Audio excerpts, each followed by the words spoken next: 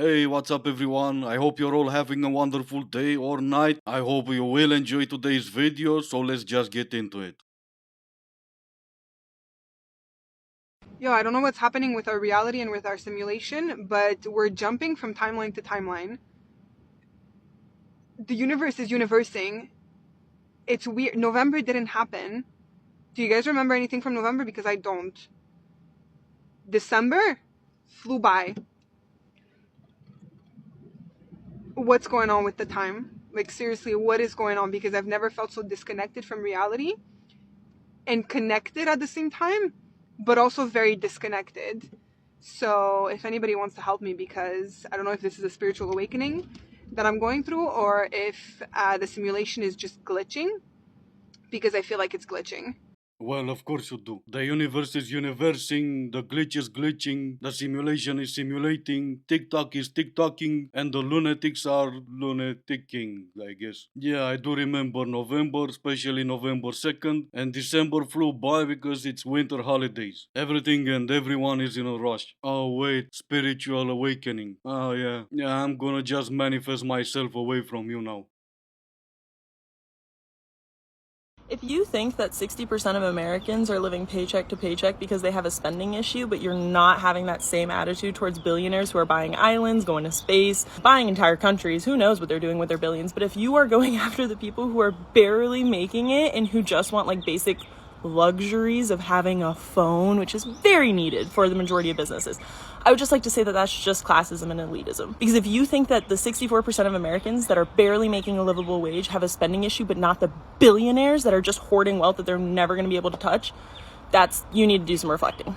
I really don't. One, because I live half a world away, I don't know what your life is like. Two, I don't just sit around waiting for the distribution of wealth to happen like you do, which, by the way, it's never going to happen. Three, I don't put ism at the end of every single word to make it look fancier, hoping people are gonna take me more seriously because I do that. And fourth and last, I don't care what billionaires are spending their money on, but I do know for sure they don't have a spending issue because they have that money to spend. I don't, and I do need a phone, but I can go for a cheaper model, not for the most expensive one, and I cannot buy the newer model every year. I've got shit and cash in my bag because we're dodgy like that nowadays. So let's get with it because we're irresponsible. Want to manifest a specific text? Listen up. So I did a video the other day about how to manifest anything within 24 hours, and some of you decided to manifest a text. And it's totally possible, and I'm going to give you a step-by-step on how to do it. Number one, this is about you. You are the baddest. You are an energetic force. You are so magnetic. You get everything you want. Anything you want. Close your eyes. Close them. And imagine receiving that text of the person you want to hear from and envision exactly what it'd say. Hear the text tone as it pings when you receive this message. Imagine holding the phone in your hands. What does it feel like? How heavy is it? How much do you have to hold on, I've got a cup of tea in my hand. How much do you have to grip it? Close your eyes, imagine it. And then imagine lighting up as you read it and it's that text you've been asking for.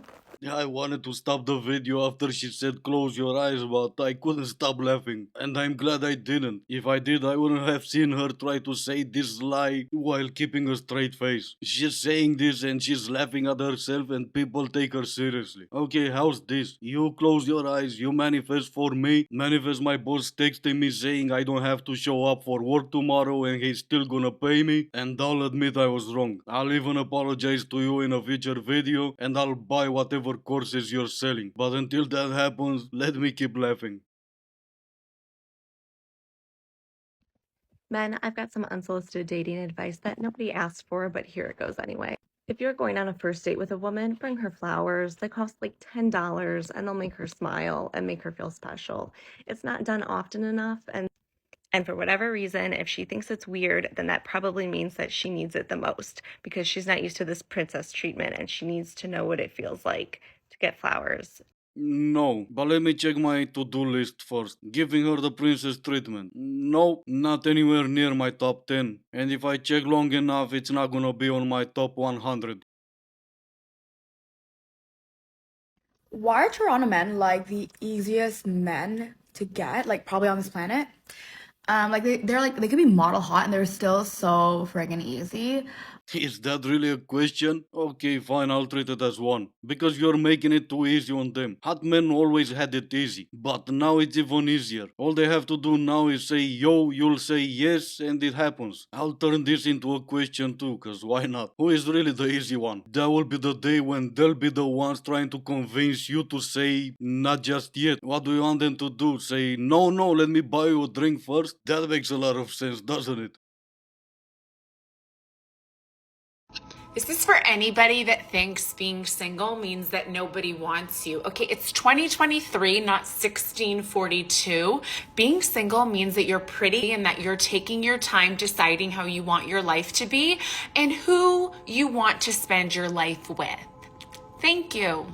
You're welcome. I'm not sure it's advice you should be giving instead of fries, but sure, whatever. Yeah, it's 2023, not 1642. What happens in 2042? It's 2023 and you're pretty. And once you no longer have your looks, what then? Nah, who cares? Now, if you'll excuse me, I'm gonna go for some other happy, not a happy meal.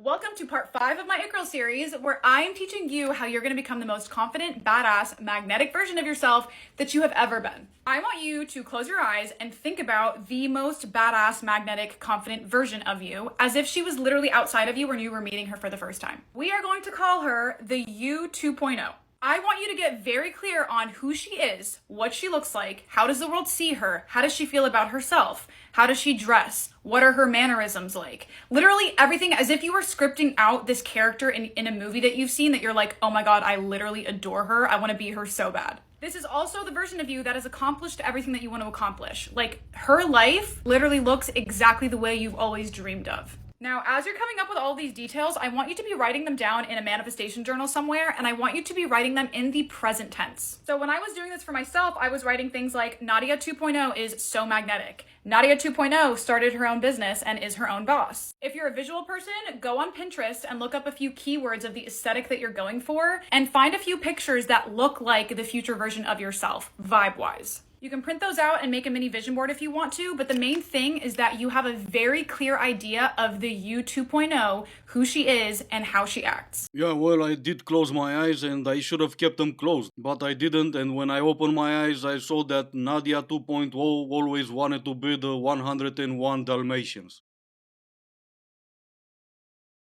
The entire earth. I'm gonna vomit!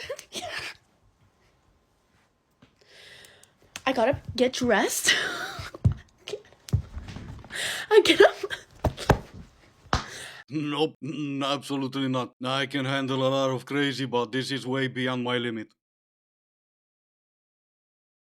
Hey, your masculinity isn't toxic. And all of those women talking about the dangers of masculinity are the same women that are going to be 40 alone with a cat.